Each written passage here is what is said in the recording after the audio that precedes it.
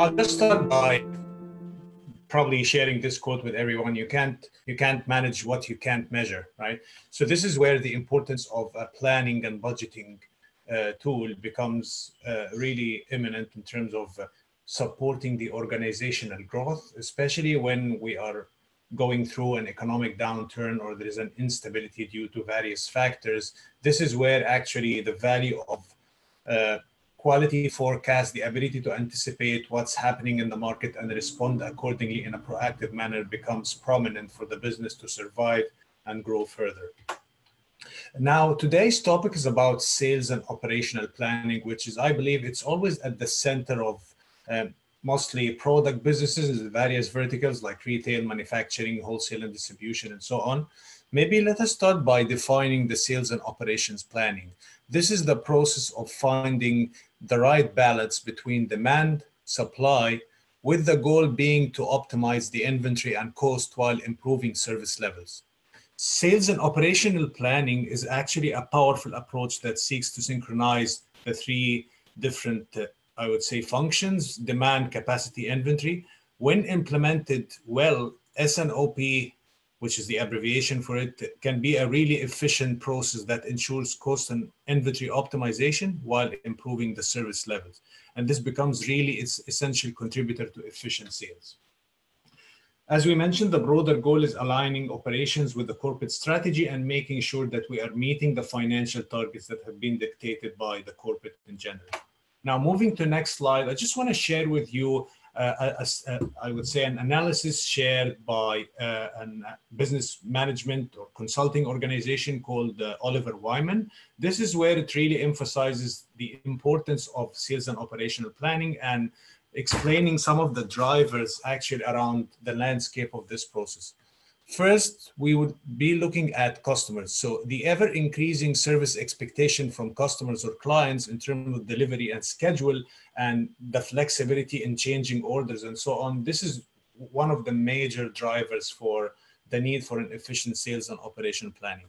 Second is the greater diversity of the product portfolio. Different businesses are, I would say, trying to innovate and launch new products to remain competitive and to retain their existing clientele, while those products actually are being distributed via various functions and to different segments. The ever more complex supplier network footprint with diverse lead time and specific issues combined with the macroeconomic events that carry supply risks, like, for example, what have happened recently, like the trade dispute between China and the United States. With the COVID, we can see a great pressure on suppliers and distributors in general to maintain the safety stock from the suppliers that they have previously worked with. And this is where there is an angle for trying to find an alternate suppliers. Last but not least, the disruptive new players, which pushes the expectation ever higher and regularly changes the rules of the game. Now, the study also spoke about the success factors in digitalizing the sales and operational planning. One of them is what we call the workflow, which is simply the process of who does what, the responsibility matrix associated with the different stakeholders in this process to clearly define the responsibility of everyone. The second component is mainly related to governance. So the study spoke about how the governance is really important to have top management endorsement into the process itself, so it doesn't become just an operational process that can be owned by anyone within the organization. This has to be, I would say, sponsored by top management to ensure that there is the required mindset is pervasive across the enterprise. And the last component that we are going to zoom into in details in the remaining minutes, I would say, of the webinar is the data and analytics component. This is really where in terms of digitalizing sales and operations planning, because for you to be able to make the right decisions, you need to have all the facts in one place. So with that, I'm going to move to the next slide and I'd say shed the light on the technology-related challenges related to digitalizing sales and operational planning. Many companies are struggling to actually digitalize their S&OP. While digital tools are undoubtedly the future of S&OP, not all companies trying to upgrade their S&OP have seen major successes. So I would say, if we zoom into the process, there are three main stakeholders involved.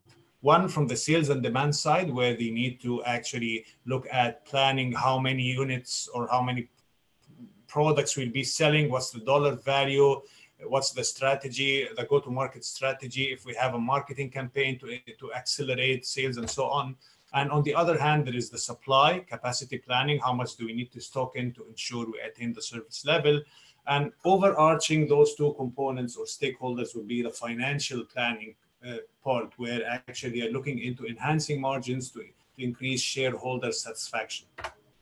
Now, the major challenge here from a technology standpoint is that we are talking about three different stakeholders with three different, I would say, departmental objectives. So for them to be able to align those plans to achieve the corporate objectives, one of the objectives would be, what is the optimal trade-off strategy? How much do we need to stock in to attain the service level and meet customers' expectation without jeopardizing the margins that have been promised to top management? And to attain those objectives, you need to make sure that you have a consistent set of assumptions, which is the first challenge we would typically see in a disconnected sales and operational planning, because typically those stakeholders might be using completely disparate models, and they might be even sourcing data from different source systems.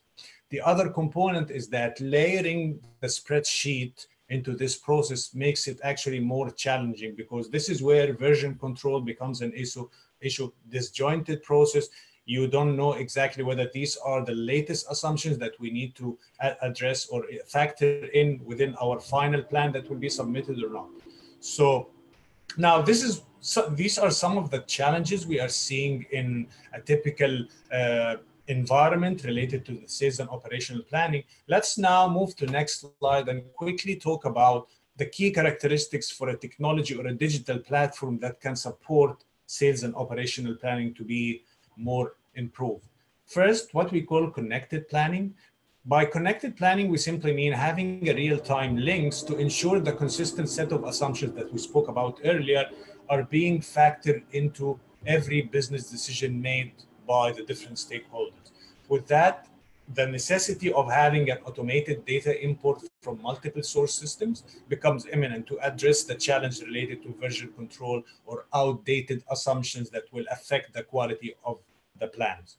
The second aspect is the predictive analytics. This is where we leverage emerging technologies like machine learning, for example, to learn from the historical trends, to give us an idea or to shape the bottom-up forecast done by the different stakeholder and ensure certain level of accuracy and highlight the risk in plan, whether it's being aggressively planning or sandbagging in front of top management to have more transparency into the process. With that comes also what we call the scenario planning. Scenarios would typically reflect changing assumptions within the current business environment. Like I would say COVID would be one of them, downturn in a certain sector. I would say good traction of one of the products, the people factor, the people working remotely right now. So all these assumptions need to be taken into consideration, and a platform that would improve S&OP planning needs to have the ability to allow users to play around with multiple scenarios to understand the alternate courses of action. The third aspect is scalability. It goes without saying, when we talk about the process that's the core of the operations of any business, it involves loading data from multiple source systems. So managing the high volume of data without the system or the platform choking out because of the amount of data, this is really important from a scalability standpoint. And last but not least, accessibility. The ability to access the platform from anywhere, any browser, irrespective to which platform you are using, is really important here, so that this becomes part of what we call the connected business planning process. And with that, I would want to hand it over to Sanjoy to walk us through how a digital platform can help us improve the aspects of the sales and operations plan. Sanjoy, over to you. So before I jump into the system to do the demonstration, good morning, everyone, for giving us this opportunity to present the solution. And to set the context of this demonstration today, let's see what a sales and operations plan process looks like. So sales and operations planning, as Mo mentioned, is a process to balance demand and supply, which must be aligned with the organization's strategic direction. Hence, this necessitates that the account managers in the sales department responsible for selling different products to different customers works in a collaborative manner with the demand planner in the operations department, who, based on the production capacity available, would be able to gauge if the sales plan is feasible or not. The demand planner thus works hand in hand with the supply line manager in the manufacturing department to check the viability of the supply plan against the demand to generate a reconciled sales and operations plan. And the key outcome of the integrated sales and operations plan is a full-fledged, robust financial plan, which shows the impact the sales and operations plan has on the product profitability, the customer profitability, the cost of acquisition, stocking inventory, net profit, and resulting cash flow. All key KPIs required by the finance strategy function within the businesses to make an informed decision. Thus, the robust and comprehensive sales and operations plan is made possible by the various departments or functions working collaboratively within an organization, working towards the sales plan, the demand plan, the supply plan, with a constant flow of information, all of which builds the reconciled financial planning framework, helping the management set the strategic direction of the company. And using NetSuite's integrated sales and operations planning application, as we will shortly see, we can achieve all the above as explained, working towards an integrated sales and operations plan by individual products and customers, going down as detailed as the individual SKUs in a bottom-up fashion, but also having the capability of adjusting the forecast in a top-down manner and seeing the impact instantaneously on the financial plan, all from within the same integrated platform. So NetSuite Planning and Budgeting provides role-based secured access to data and applications, which allows appropriate avenue to delegate responsibility and thereby ensuring robust data governance and controls in place. So here I would be logging into the system as an integrated business planner, and I would be executing all these 4 steps from within the single integrated platform. So with that, let me navigate to the NetSuite Planning and Budgeting Sales and Operations Planning page. So before I actually navigate into the application itself, let us familiarize ourselves with the landing page of NetSuite Planning and Budgeting. On the left-hand side, you can see various notifications and announcements relevant to the forecasting and planning process.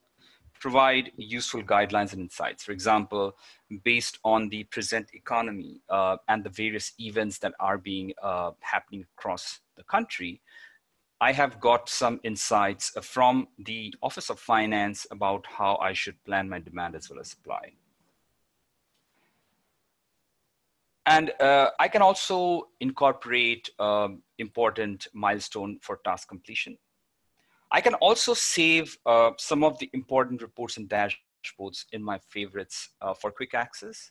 So now as an integrated business planner, based on the information that has already been loaded into the system, based on all the drivers of my demand and supply, I would want to view the position of my cash. So here with a single click, I launch the cash flow to analyze the position of my cash, which we would shortly see is based on the different combinations of the drivers of my demand and supply that I have chosen. It clearly shows me the net change in my cash, which gives me a good indication of my business, how I should track my drivers of my demand and supply so that I can manage a favorable cash position at the end of every month. So on the right, you would see the various widgets or applications. So each applet are essentially individual application which helps to work with the specific areas of sales and operations planning processes. And in this demonstration today, I would be demonstrating the integrated sales and operations plan. Every application within NetSuite planning and budgeting solution consists of an input templates. The yellow cells implies that you can upload the data in these templates. And when we upload a bunch of parameters, this eventually runs the business processes in the background to show the outcome in a set of reports. As an example, the detailed pricing report, which are all based on the combinations of the drivers of my pricing that I have uploaded. And within every report, I can navigate to the correct point of view to generate the correct format. And also, everything is neatly set up in form of workbenches, which allows us to build the assumptions for my pricing or my sales forecast. It also helps me to forecast my demand or the volume of my sales. Then subsequently, it allows me to work with the drivers of my supply plan. And all this information finally gets to reflect in my financial impact, my gross margin, my income statement, my balance sheet positions, and the resulting cash flow. The sales and operations plan in this particular demonstration here is for a wholesale distributor who sells different computer hardware and accessories in various customer segments. But this can easily be applied for any WD retail companies by tweaking the templates and reports to accommodate the necessary drivers of demand and supply. So starting with the pricing assumptions, we can build very detailed pricing assumptions by the SKUs, as you can see in the rows. And for every SKU, we can attach multiple pricing strategies, as you can see in the column. And these pricing strategy at the onset is preceded with the different pricing options that you set in the NetSuite ERP via direct integration. And along with the other segments like your products, the company setup, the customers, and the financial data. The true value that NetSuite Planning and Budgeting Sales and Operations Plan brings to the table is allowing the business to model various pricing strategies and understand their impacts on the overall profit margin. So as a consequence of which, I would flex the sales price for the access monitors and my Brocade extension switches, because those are the two items which I believe would be the key contributors to my sales.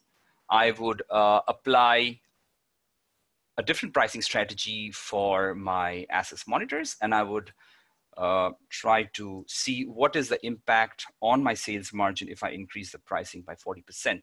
Based on the alternate price for. Whereas for my Brocade switches, I will stick to my base price. Once I save these assumptions, the key strength the solution has, it multiplies it with the forecasted demand and automatically builds my gross margin as I change my different pricing strategies. I can also flex my pricing. So here, the cost price can be set by the individual locations for all the individual like suppliers that we deal with. And here we can apply different pricing strategies like the average cost price versus the last purchase price in order to drive the average pricing. And all this information, as soon as we flex it, give me a detailed pricing report where I can see the spread of the pricing by the individual weeks. So moving on to forecasting the volumes of sales, we can here see that the forecasting horizon is by week. So I have already loaded the actual data up to week 23. And all the data remaining from week 24 onwards in my forecast data, which I'm going to build using this application. And I can leverage historical information to build my forecasts. I can choose to create the forecast by individual customer by selecting the point of view and choosing the specific customer. And I can also aggregate all the customers in a particular location to understand the demand patterns of those customers. And which allows me to demand to forecast my demand based on a particular location. So what I've done is that we have aggregated all the customers based on the Sydney location. And I can also create the trends of, I can leverage the trends in my existing volumes to predict the trend in the future. So for here, based on the fact that the economy is changing quite frequently, so I would choose to use a 3-week rolling forecast. I can easily apply these rolling forecast projection methods across all the SKUs. As you can see, I've just done now. And once I save this information, this will automatically calculate the 3-week rolling. As the name suggests, it'll take the immediate prior 3 weeks and it'll average it, based on which it'll give me exponential smoothing effect on my forecast.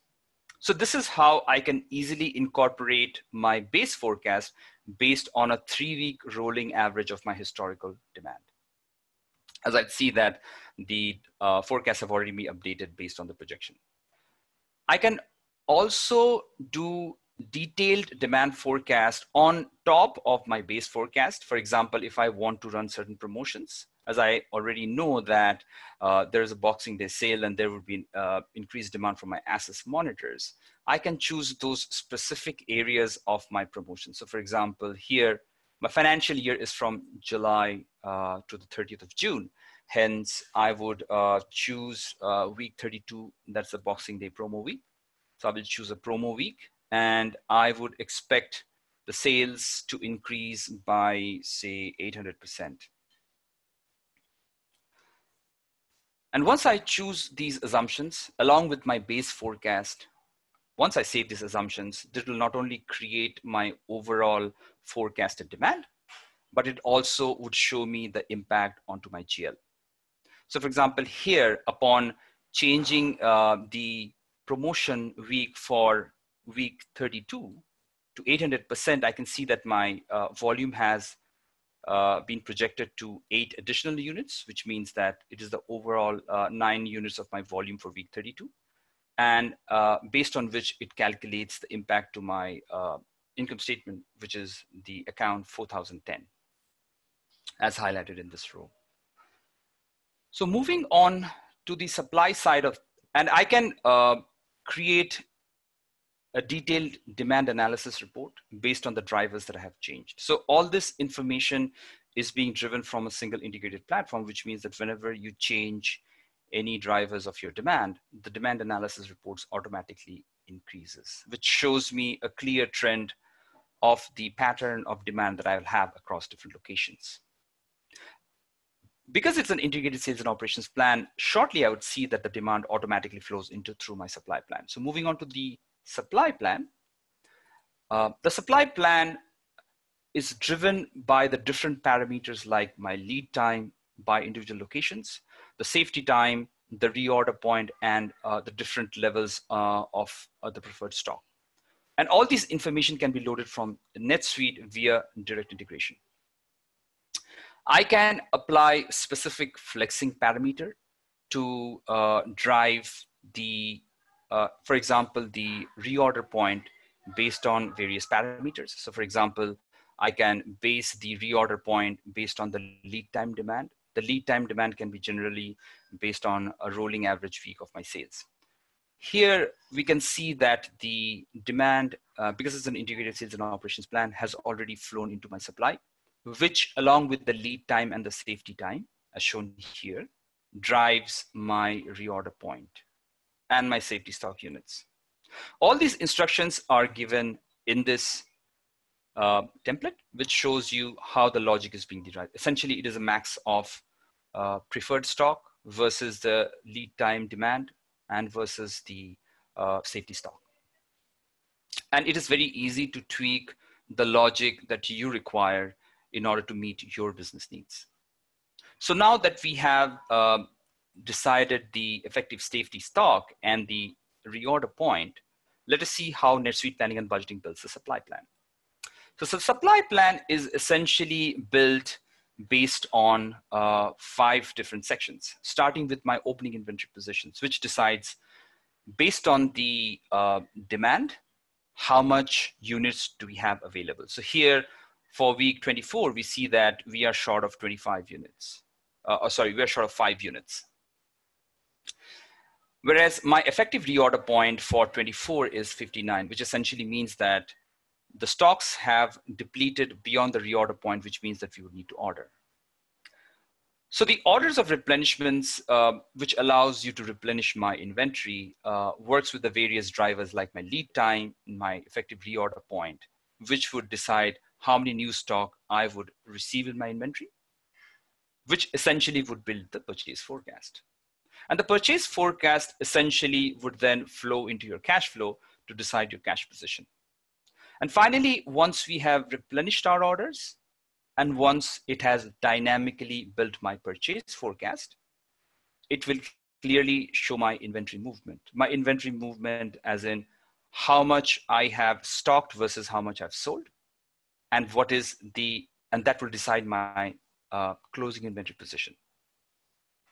And whenever we change any of the drivers on this page, this will automatically update my purchase forecast, my inventory movements, and thereby my closing inventory position, which will impact my balance sheet. So let us go ahead and change some of the drivers for brocade switches. One of the key advantages of using this application as well is that the supply plan would automatically generate all the supply plan KPIs like your inventory movements, cost of goods sold, your effective reorder point, as well as how frequently you are ordering. This allows you a complete visibility of your supply plan. So let me change the lead time for the brocade switches from 3 weeks to 4 weeks, because I deem because of economic situations, the supply lines would be impacted. So by using a single click, I can change the drivers of my lead time from week 24 onwards to week 33. And once I save this information, the system will go in the background to calculate the impact made due to the changes of the lead time. And it will show me the overall balances of my weekly inventory position week by week, as well as it will show me the weekly purchases thereof. What the system also would do is that apply all these changes into the balance sheet, into the income statement, which essentially would drive my balance sheet and my cash flow. So here, as I've seen that based on the changes to the drivers that I have made, which is 4 weeks, I can easily see the changes to my closing stock on hand, as well as the stock purchases that I'm making. And it also shows me in terms of dollars, what are the impact to my inventory positions as well as my purchases. And all these information is reflected in the weekly inventory positions. And I can analyze how much inventory movements I have encountered based on the supply plan month on month. Moving on to the weekly purchases forecast, this gives me a detailed weekly purchase forecast by the different SKUs, as you can see in the rows. So what does all this means? All this means is that this automatically flows into the financial impact, starting with my gross margin. I can see the gross margin on a weekly basis by location, as well as by total location. The total location information is automatically aggregated as soon as we save the information. And that is one of the key strengths of NetSuite Planning and Budgeting Sales and Integrations, Sales and Operations Plan. It also shows me the gross margin on a 445 monthly breakdown, which essentially rolls up the weeks into the individual months, where every quarter is broken down by a 445 pattern of the 13 weeks. And all this information automatically gets posted into my income statement, which shows not only the revenue items as it flows from the demand, but also the net profit after taxes, as you can see down here. This also drives my balance sheet. So all the inventory positions or the inventory movements that have incurred due to the changes to my supply plan, that automatically flows through to my balance sheet, which makes my balance sheet balanced. And all this things happen in the background. The income statement and the balance sheet drives the cash flow. So this was one of the key reports that we have already seen so far. But what we have also seen now is that just using a simple clicks by changing the drivers of my demand and my supply, I have automatically built an integrated gross margin analysis, my purchase forecast, my inventory movements, which builds the three-way linked financial plan, which is my income statement, balance sheet, and my cash flow. So to summarize, what we have just seen is that using NetSuite integrated business planning process, the sales and operations planning, we are able to quickly understand the impact of the changes of my demand and supply, which is driven by the economic conditions, and how quickly and in an agile way we can understand the impact to our financials, which is one of the key KPIs which would help us survive in this uncertain times. So with that, I will conclude my demonstration. Hope it was useful, and I hand it over to Mohammed.